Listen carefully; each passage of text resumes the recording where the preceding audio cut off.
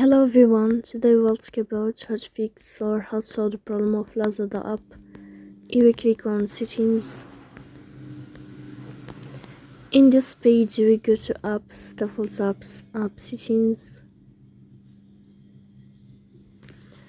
On above you will search about Lazada app and you will click here.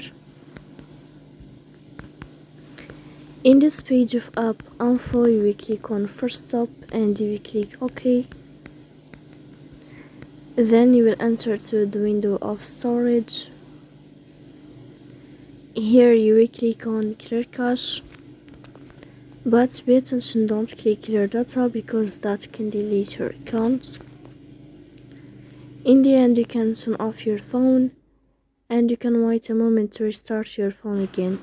So please don't forget to support us by like and subscribe. See you next time and thank you for your watching.